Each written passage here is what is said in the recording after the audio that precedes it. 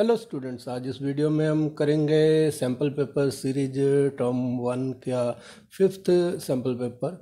इसमें आएंगे परीक्षाओं में पूछे गए महत्वपूर्ण सवाल। अगर आप 90+ अंक पाना चाहते हैं तो मेरी इस पूरी श्रृंखला को ज़रूर देखें। पहले वाले 4 वीडियो के डिस्क्रिप्शन में लिंक दिए हुए हैं। तो शुरू करते हैं वीडियो को। जो क्वेश्चन पेपर है, जैसा कि आप जानते हैं, 90 मिनट का यानी कि 1.5 घंटे का होगा। 50 इसमें सवाल आपको करने होंगे जिनकी वेटेज है 0.8।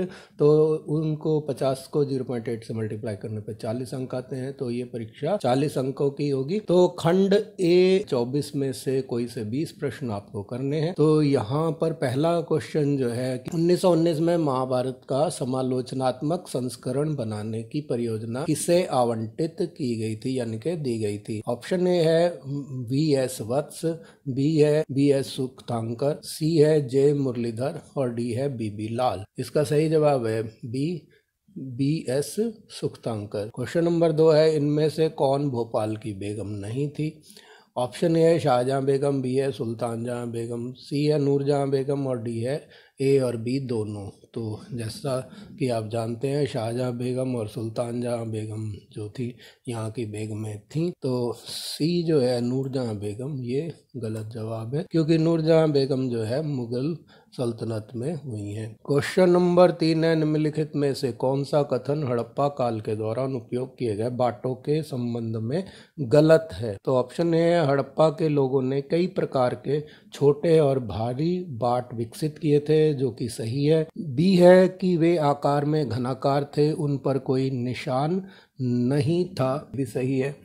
सी है, ये बाट ज़्यादातर चर्ट जैसे कठोर पत्थरों से बनाए जाते थे, तो ये भी सही है। डी है, बाट के उच्च मापदंड 2 के गुणांकों में द्विआधारी थे, तो ये जो है गलत है।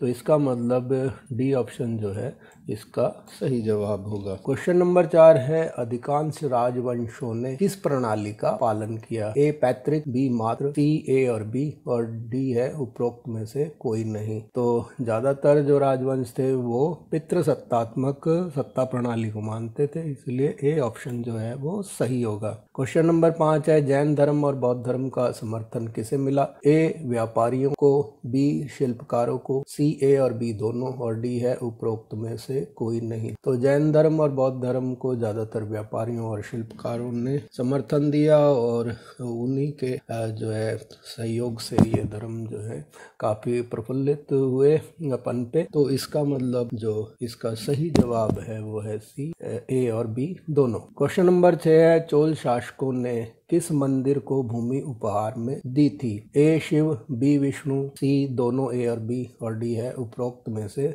कोई नहीं। तो इसका जो सही जवाब है वो है सी, ए और बी दोनों। तो शिव मंदिरों और विष्णु के मंदिरों दोनों को ही इन्होंने भूमि उपहार में दी थी। क्वेश्चन नंबर 7 है, 5वीं शताब्दी में आए चीनी बौद्ध यात्री का क्या नाम था। ए वेनसांग, बी फाहियान, सी इत्सिंग और डी इब्न बतूता।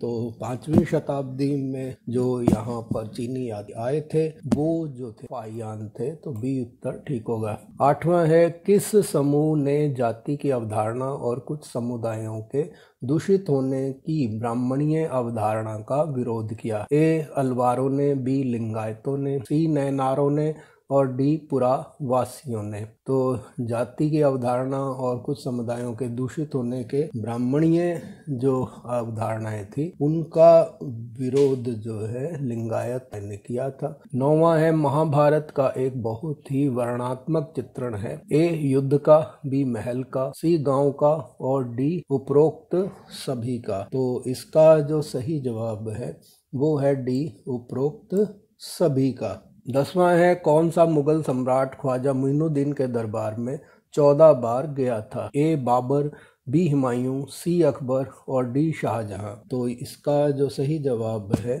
वो है सी अकबर। 11वां प्रश्न है, विजयनगर साम्राज्य पर शासन करने वाला पहला राजवंश था। ए सुलुभ राजवंश, बी संगम राजवंश, सी तुलुभ राजवंश और डी अराविदु राजवंश। तो जैसा कि आप जानते हैं, पहला राजवंश जो है संगम राजवंश था, जिसकी स्थापना हरिहर और बुक्का 2 भाइयों ने की। क्वेश्चन नंबर 12 है, किस फ्रांसीसी राजदूत ने विजयनगर साम्राज्य का दौरा किया? ए डोमिंगो पेस, बी निकोलो दे कॉन्ते, सी है अब्दुल रज्जाक और डी है दुआर्ते बारबोसा। तो जो फारसी राजदूत विजयनगर के दौरे पर आए थे वो जो थे अब्दुल रज्जाक थे। तो सी उत्तर जो है इसका सही जवाब है। 13वां है बड़े अन्न भंडार कहाँ पाए गए? ए लोथल और धौलावीरा में, बी कालीबंगन में, सी बनावली में और डी है हड़प्पा और मोहनजोदड़ो में। तो इसका जो सही उत्तर है वो है डी हड़प्पा और मोहनजोदड़ो में। 14वां प्रश्न है बौद्ध धर्म की नई परंपरा को कहा जाता था? ए श्वेतांबर, बी दिगंबर, सी हीनयान और डी महायान। तो बौद्ध धर्म की जो नई परंपरा है उसे महायान कहा जाता था, पुरानी परंपराओं को हीनयान कहा जाता था। 15वां प्रश्न है कृष्णदेवराय के उत्तराधिकारी विद्रोही डैश से परेशान थे? ए बीजापुर, बी नायक, सी चोल और डी चेर। तो इसका जो सही जवाब है वो है बी नायक। तो नायकों के विद्रोहों से वो परेशान थे। 16वां है ASI भारतीय पुरातत्व सर्वेक्षण विभाग यानी कि आर्कियोलॉजिकल सर्वे ऑफ इंडिया के पहले महानिदेशक डैश थे? ए है REM व्हीलर, बी है अलेक्जेंडर कनिंघम, सी है सर जॉन मार्शल और डी है उपरोक्त में से कोई नहीं। तो इसका जो सही जवाब है वो है अलेक्जेंडर कनिंघम। 17वां प्रश्न है निम्नलिखित में से किस पुरातत्वविद ने सिंधु घाटी सभ्यता के हड़प्पा स्थल की खोज की थी? ए है राखलदास बनर्जी, बी है सर विलियम जोन्स, सी है विष्णु श्रीधर वाकणकर और डी है दयाराम साहनी। का सही जवाब है D Dayaram Sahni. Question number 18 संगम डैश भाषा का साहित्य है? ए तमिल, बी मलयालम, सी संस्कृत और डी मराठी। तो संगम साहित्य जो है वो तमिल भाषा के साहित्य है। 19वां प्रश्न है MS वत्स द्वारा हड़प्पा में इस वर्ष में उत्खनन शुरू हुआ? ए 1920, बी 1921, सी 1922 और डी 1923। तो इसका जो सही जवाब है वो है 1921। क्वेश्चन नंबर 20 है निम्नलिखित में से कौन एक गैर बौद्ध प्रतीक था जिसका उपयोग स्तूप को सजाने के लिए किया जाता था? ए है शाल भंजिका, बी पहिया, सी स्तूप और डी पेड़। तो यहाँ पर जो गैर बौद्ध वो शाल भंजिका थी जिसे शुभ का प्रतीक माना जाता था। क्वेश्चन नंबर 21 नर के धड़ की पत्थर की मूर्ति निम्नलिखित में से किस पुरातत्व स्थल से मिली है? ए मोहनजोदड़ो, बी लोथल, सी हड़प्पा और डी धौलावीरा। नर के धड़ की पत्थर की मूर्ति जो है हड़प्पा से मिली थी। क्वेश्चन नंबर 22 है स्वर्णकार शब्द का प्रयोग प्राचीन भारत में किस संदर्भ में किया जाता था? ए बढ़ई, बी सुनार, सी कुम्हार और डी मूर्तिकार। तो स्वर्णकार जो है वो सुनार के लिए उपयोग किया जाता था। तो बी उत्तर जो है वो सही होगा। 23वां प्रश्न है निम्नलिखित में से किस स्थान पर भारतीय उपमहाद्वीप में कृषि का सबसे पहला प्रमाण मिला है? ए प्रतापगढ़, बी मेहरगढ़, सी क्वेटा और डी कलात। तो 23वें का जो सही जवाब है वो है बी मेहरगढ़। क्वेश्चन नंबर 24 है कलिंग के साथ युद्ध किसने जीता? ए कौटिल्य, बी चंद्रगुप्त मौर्य, सी बिंबिसार और डी अशोक। तो कलिंग युद्ध जो है वो अशोक ने जीता था। वो खंड बी जो है इसमें 22 में से 18 प्रश्न आपको करने हैं। तो यहाँ पर 2 कॉलम दिए गए हैं, उनका आपस में मिलान करना है। कॉलम ए में लोथल, कालीबंगा, हड़प्पा और बनावली दे रखे हैं और कॉलम बी में राज्य दे रखे हैं या देश दे रखा है जैसे हरियाणा, गुजरात, राजस्थान और पाकिस्तान। तो हमारे को इनको मैच करना है। तो लोथल जो है वो गुजरात में मिला, तो पहला जो है वो बी के साथ जाएगा। तो ये जो है सी ऑप्शन में है, तो यहाँ आपको दिख रहा है। कालीबंगन जो है वो राजस्थान में है, तो ये दूसरे वाला सी में होगा। तो यहाँ दूसरे वाला सी में ये भी जो है सी ऑप्शन में है। हड़प्पा जो है वो पाकिस्तान में है, यानी कि तीसरा डी के साथ जाएगा, वो भी इसी में ही है।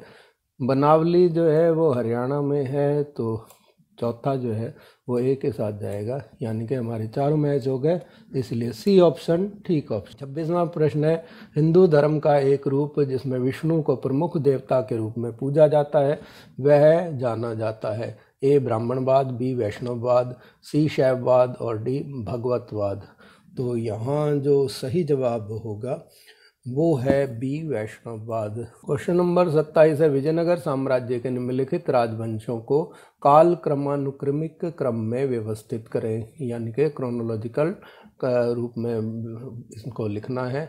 एक है संगम, दूसरा है अराविदु, तीसरा है तुलु और चौथा है सुलु। तो जैसा कि आप जानते हैं सबसे पहले संगम वंश आया था, तो ये पहले नंबर पर होगा। सुलुभ वंश है वो सेकंड नंबर पर आएगा। उसके बाद तुलुभ राजवंश आया था, तो तीसरे नंबर पे जो है, और आखिरी में अराविदु वंश आया था, जो का मतलब सी जो है ऑप्शन सही होगा। क्वेश्चन नंबर 28 है, निम्नलिखित प्रश्नों में दो कथन ए और कारण आर दिए गए हैं। नीचे दिए गए उपयुक्त विकल्प का चयन करते हुए इन प्रश्नों के उत्तर दीजिए। कथन ए है, सिंधु घाटी सभ्यता के लोग उपयोगी प्रकृति के थे, और कारण आर है कि सिंधु घाटी सभ्यता में मिट्टी की मूर्ति का प्रयोग आम लोग करते थे। तो इसका जो आप देख कि वो दोनों ही जो कथन और कारण सही है और एक दूसरे की पुष्टि भी कर रहे हैं, इसलिए ए उत्तर जो है वो सही होगा।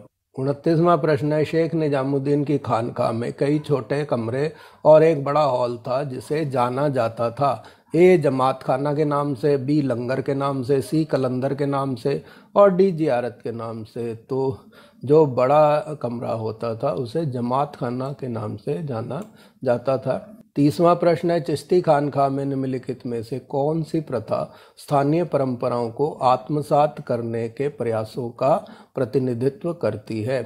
पहला है शेख के सामने झुकना, दूसरा है आगंतुकों को जल अर्पित करना, और तीसरा है दीक्षार्थियों के सिर मुंडवाना, और चौथा है यौगिक व्यायाम। तो ये चारों की चारों जो हैं ये भारतीय परंपराओं से लिए गए हैं, इसीलिए डी ऑप्शन जो है वो सही उत्तर होगा। 31वां प्रश्न है, ब्राह्मी और खरोष्टी लिपियों का अर्थ किसने निकाला? तो ये जो है प्रतीक चिन्हों को जो है इस तरह से देवनागरी लिपि से मिलाने का प्रयास किसने किया? तो ए है जेम्स प्रिंसेप, बी है कनिंगम, सी है व्हीलर और डी है जॉन मार्शल। तो इसका जो प्रयास जो है जेम्स प्रिंसेप ने किया था। 32वां प्रश्न है, महानवमी डिब्बा के संबंध में निम्नलिखित में से कौन सा कथन सही है? ए है, यह एक ऊंचा मंच है जिसके आसपास और निश्चित दूरी पर लकड़ी के स्तंभों के लिए छेद बने हुए हैं, और बी है, यह शहर के सबसे ऊंचे स्थानों में से एक पर स्थित विशालकाय मंच था, और सी है, यह वह स्थान था जहां राजा अपने सलाहकारों से मिलते थे, और डी उपरोक्त सभी। तो यहाँ जो सही जवाब होगा वो है बी। 33वां, छठी शताब्दी ईसा पूर्व को अक्सर भारतीय इतिहास में एक प्रमुख मोड़ क्यों माना जाता है? ए है, राज्यों शहरों कस्बों का उदय और लोहे का प्रयोग, बी है, राज्यों शहरों और कस्बों का उदय, हिंदू धर्म का प्रभुत्व, सी है, हिंदू धर्म का प्रभुत्व, लोहे का प्रयोग, और डी है, बौद्ध धर्म और जैन धर्म का उदय, तांबे का व्यापक उपयोग। तो इसका सही जवाब है राज्य शहरों और कस्बों का उदय और लोहे का प्रयोग इस युग में शुरू हुआ था, इसीलिए ए उत्तर जो है वो सही होगा। 34वां प्रश्न है, निम्नलिखित कथनों पर विचार करें। पहला है, भगवान जगन्नाथ को यहाँ अपनी बहन सुभद्रा और भाई बलराम के साथ चित्रित किया गया है। दूसरा है, भगवान जगन्नाथ को यहाँ उनकी पत्नी सीता और भाई लक्ष्मण के साथ चित्रित किया गया है। तो भगवान जगन्नाथ के साथ उनकी बहन सुभद्रा और भाई बलराम है, ये ही सही है। तो पहले वाला ऑप्शन ठीक है, तो इसका मतलब 34वें का उत्तर होगा ए। 35वां प्रश्न है, फ्रांसीसी और अंग्रेजों ने शाहजहां बेगम की अनुमति मांगी कि वे उसे ले जाएं। ए, सांची स्तूप के उत्तरी प्रवेश द्वार को, बी, सांची स्तूप के दक्षिणी प्रवेश द्वार को, सी, सांची स्तूप के पूर्वी प्रवेश द्वार को, और डी, सांची स्तूप के पश्चिमी प्रवेश द्वार को। तो जैसा कि आप जानते हैं कि सांची स्तूप का जो पूर्वी प्रवेश द्वार है वो सबसे अच्छी हालत में था, और इसीलिए जो है दोनों ही उसको ले जाना चाहते थे अपने अपने देश के संग्रहालयों में रखने के लिए, इसीलिए सी ऑप्शन जो है वो सही उत्तर है। 36वां प्रश्न है, प्रारंभिक तमिल संगम साहित्य में दासों का उल्लेख है जिन्हें कहा जाता है? ए, अणिमई, बी, पन्नई, सी, वेल्लालर, और डी है उल्वर। तो दासों को जो है अणिमई कहा जाता था। 37वां है, सबसे पहले लोगों द्वारा खाए गए जानवरों के प्रकार का पता लगाया जा सकता है? ए, जानवरों की मिली हुई अस्थियों द्वारा, बी, इन क्षेत्रों में जहाँ से बस्तियों के साक्ष्य पाए गए हैं।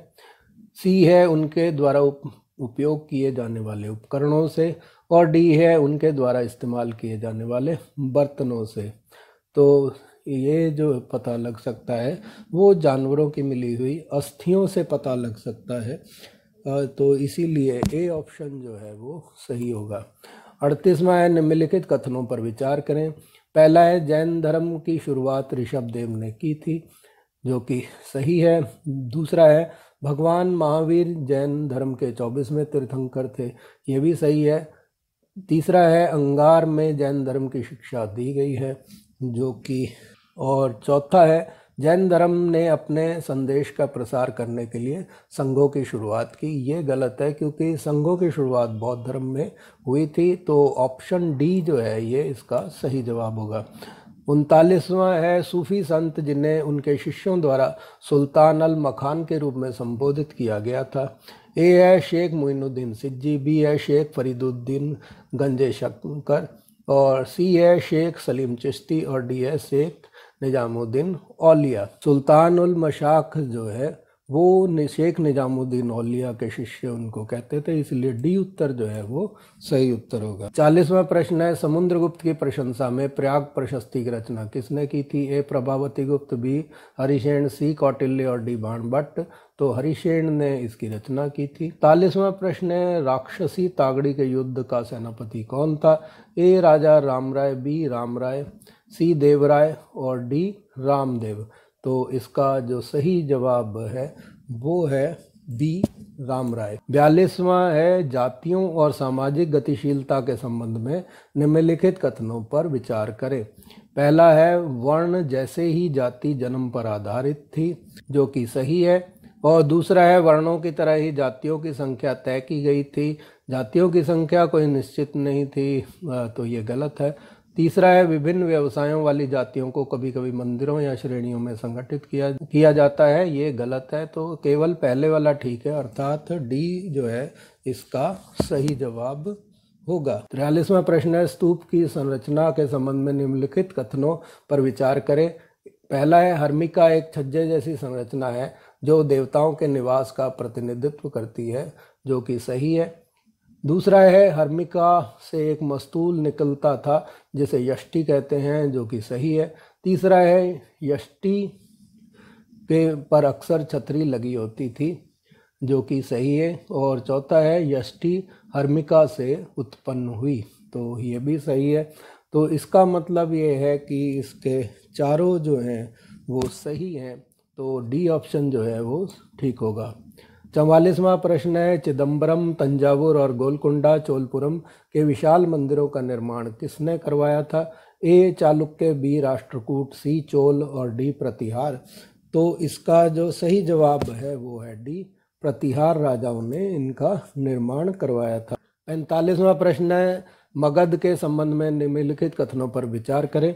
पहला है मगध सबसे शक्तिशाली महाजनपद था, जो कि सही है। दूसरा है प्रारंभ में पाटलिपुत्र मगध की राजधानी थी, बाद में राजगृह में स्थानांतरित कर दिया गया, जो कि गलत है, क्योंकि पहले राजगृह थी बाद में पाटलिपुत्र बनाया गया। तीसरा है मगध के जंगलों में हाथी बहुतायत से पाए जाते थे, तो ये भी सही है। तो पहला और तीसरा जो है वो सही है, अर्थात सी ऑप्शन जो है वो ठीक होगा। 46वां प्रश्न है 8वीं शताब्दी में किस मंदिर का निर्माण चट्टानों को काट कर कराया गया था। ए कैलाशनाथ मंदिर, बी बृहदेश्वर मंदिर, सी भीतरगांव मंदिर, और डी है उपरोक्त में से कोई नहीं। तो जैसा कि आप जानते हैं कि कैलाशनाथ मंदिर का निर्माण जो है एक ही चट्टान को काट के करवाया गया था। खंड सी जो है ये स्थिति आधारित प्रश्न है, ये जो कि स्रोत आधारित है। तो इसमें 12 प्रश्न आएंगे, आपको कोई से 10 प्रश्नों के उत्तर जो यहाँ पे जो स्रोत दिए गए हैं उनको पढ़ के देने हैं। पहला स्रोत है अपनी यात्राओं के दौरान अलवार और नैनार संतों ने कुछ पावन स्थलों को अपने इष्ट के निवास स्थल घोषित किया। इन्हीं स्थलों पर बाद में विशाल मंदिरों का निर्माण हुआ और ये वे तीर्थ स्थल माने गए। संत कवियों के भजनों को इन मंदिरों में अनुष्ठानों के समय गाया जाता था और साथ ही इन संतों की प्रतिमाओं की पूजा भी की जाती थी। कुछ इतिहासकारों का मानना है कि अलवार और नैनार संतों ने जाति प्रथा और ब्राह्मणों की प्रभुता के विरोध में आवाज उठाई। कुछ हद तक यह बात सत्य प्रतीत होती है, क्योंकि भक्ति संत विविध समुदायों से थे, जैसे ब्राह्मण, शिल्पकार, किसान, और कुछ तो उन जातियों से आए थे जिन्हें अस्पृश्य माना जाता था। अलवार और नैनार संतों की रचनाओं को वेद जितना महत्वपूर्ण बताकर इस परंपरा को सम्मानित किया गया।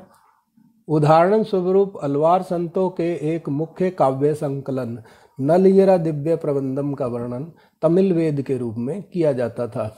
इस तरह इस ग्रंथ का महत्व संस्कृत के चारों वेदों जितना बताया गया है, जो ब्राह्मणों द्वारा पोषित थे। अब इस पर आधारित प्रश्नों के उत्तर देने हैं। 47वां प्रश्न है, विष्णु भक्त संत डैश के रूप में जाने जाते थे? ए नैनार, बी वीरशैव, सी अलवार और डी जिम्मी। तो इसका जो सही जवाब है वो है सी अलवार। 48वां प्रश्न है, नैनार संतों ने डैश की पूजा की? तो नैनार संत जो है वो शिव के पूजक थे, तो डी उत्तर जो है वो सही जवाब होगा। 49वां प्रश्न है, अलवार और नैनार कहाँ के भक्त थे? ए है केरल, बी है कर्नाटक, सी तमिलनाडु और डी आंध्र प्रदेश। तो ये तमिलनाडु के भक्त थे, तो 49वें का उत्तर सी होगा। 50वां प्रश्न है, प्रारंभिक भक्ति आंदोलनों का नेतृत्व किसके द्वारा किया गया था? ए है अलवार और म्यूनार, बी है अलवार और पुररावार, सी है अलवार और नैनार और डी है लिंगायत और नैनार। तो इसका सही जवाब है सी अलवार और नैनार। 51वां है, नैनार पूजा करते थे? ए दुर्गा, बी शिव, सी विष्णु और डी वायु। तो इसका जो सही जवाब है बी शिव। 52वां प्रश्न है, अलवार पूजा करते थे? ए शिव की, बी हनुमान की, सी विष्णु की और डी वायु की। तो इसका सही जवाब है सी विष्णु। अगला जो स्रोत है वो ये है कि राजनीति में सत्ता के दावेदारों में शासकीय वंश के सदस्य तथा सैनिक कमांडर शामिल थे। पहले राजवंश जो संगम वंश कहलाता था ने 1485 तक नियंत्रण रखा। उन्होंने सुलभों को उखाड़ फेंका जो सैनिक कमांडर थे, और वे 1503 तक सत्ता में रहे। इसके बाद तुलुवों ने उनका स्थान लिया। कृष्णदेव राय तुलुव राजवंश से ही संबद्ध था। कृष्णदेव राय के शासन की चारित्रिक विशेषता विस्तार और दृढ़ीकरण था। इसी काल में तुंगभद्रा और कृष्णा नदियों के बीच के क्षेत्र जो रायचूर दोआब कहलाता है हासिल किया गया 1512 में। उड़ीसा के शासकों का दमन किया गया 1514 में, और बीजापुर के सुल्तान को बुरी तरह पराजित किया गया 1520 में। हालांकि राज्य हमेशा सामरिक रूप से तैयार रहता था, लेकिन फिर भी यह अतुलनीय शांति और समृद्धि की स्थितियों में फला फूला। कुछ बेहतरीन मंदिरों के निर्माण तथा कई महत्वपूर्ण दक्षिण भारतीय मंदिरों में भव्य गोपुरमों को जोड़ने का श्रेय कृष्णदेव राय को ही जाता है। उन्होंने अपनी मां के नाम पर विजयनगर के समीप ही नंगलपुरम नामक उपनगर की स्थापना की थी। विजयनगर के संदर्भ में सबसे विस्तृत विवरण कृष्णदेव राय के या उसके तुरंत बाद के कालों से प्राप्त होता है। अब 53वां प्रश्न है, हम्पी शहर किस नदी के किनारे स्थित है? ए गंगा नदी, बी तुंगभद्रा नदी, सी सतलज नदी और डी गोदावरी नदी। तो इसका सही जवाब है बी तुंगभद्रा नदी। 54वां प्रश्न है, पता लगाएं कि निम्नलिखित में से कौन सा सही सुमेलित नहीं है। ए है अमरनायक प्रणाली विजयनगर साम्राज्य की, जो कि सही है। बी है हरिहर और बुक्का विजयनगर की स्थापना, ये भी सही है। सी है महानवमी डिब्बा राजा का महल में था, ये भी सही है। और डी है हजार राम मंदिर नई दिल्ली, ये गलत है। तो इसका मतलब डी इसका सही जवाब होगा, क्योंकि ये सुमेलित नहीं है। 55वां प्रश्न है, विजयनगर साम्राज्य पर शासन किस करने वाला पहला राजवंश था? ए सुलभ राजवंश, बी संगम राजवंश, सी तुलुव राजवंश और डी है अराविद्दु राजवंश। तो इसका सही जवाब है बी संगम राजवंश। 55वां प्रश्न है, कृष्णदेव राय के शासन के संबंध में निम्नलिखित कथनों पर विचार करें। पहला है, कृष्णदेव राय तुलुव वंश के थे, जो कि सही है। दूसरा है, उसने तुंगभद्रा और कृष्णा नदियों के बीच का क्षेत्र हासिल किया और उड़ीसा के शासकों का दमन किया, बीजापुर के सुल्तान को बुरी तरह पराजित किया, यह भी सही है। तीसरा है विट्ठल मंदिर के मुख्य मंदिर के सामने का मंडप कृष्णदेव राय द्वारा बनवाया गया था। ये जो है गलत है, तो इसका मतलब ए ऑप्शन की पहला और दूसरा ठीक है, ये इसका सही जवाब होगा। 57वां प्रश्न है कृष्णदेव राय की माता का नाम पर किस शहर का नाम रखा गया था? ए नंगलपुरम, बी तुलु, सी विट्ठल और डी महानवमी डिब्बा। तो इसका सही जवाब है ए नंगलपुर। 58वां प्रश्न है तुंगभद्रा और कृष्णा नदियों के बीच की भूमि को कहा जाता था? ए गंगा दोआब, बी कृष्णा दोआब, सी यमुना दोआब और डी है रायचूर दोआब। तो इसको रायचूर दोआब कहा जाता था।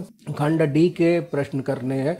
इसमें मानचित्र पर आधारित 2 प्रश्न हैं, इन दोनों को ही करना अनिवार्य है। तो ए और बी 2 स्थान दिए गए हैं, इनके ऊपर हमारे को बताना है कि ए जो स्थान है ये सिंधु सभ्यता के स्थल की पहचान करनी है, कौन सा है? तो ए है धौलावीरा, बी है राखीगढ़ी, सी है बनावली और डी है कालीबंगन।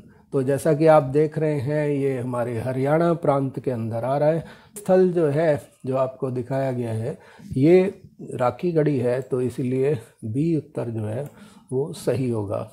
60वां प्रश्न है जो वीडियो का लास्ट क्वेश्चन भी है कि भारत के राजनीतिक मानचित्र में बी के रूप में चिन्हित हड़प्पा सभ्यता में पाए जाने वाले गोदी स्थल के पहचान करनी है, जिनके जहाँ पे बंदरगाह मिला था। तो ऑप्शन ए है राखीगढ़ी, बी है लोथल, सी है धौलावीरा और डी है कालीबंगन। तो इसका सही जवाब है बी लोथल। तो जो ये बी जो है ये लोथल है गुजरात में। इसके साथ ही ये वीडियो समाप्त हुआ। अगर आपने पहले वाले मेरे वीडियो नहीं देखे हैं उनके लिंक जो है डिस्क्रिप्शन में दिए गए हैं, वहाँ से देख सकते हैं। आगे आने वाले वीडियोस को भी मेरे देखना है तो मेरे चैनल पे अगर आप नए हैं और अभी तक सब्सक्राइब नहीं किया है तो उसे सब्सक्राइब कर लें और बेल आइकन भी दबा दें ताकि आने वाले वीडियो के नोटिफिकेशन आपको मिलते रहें। धन्यवाद।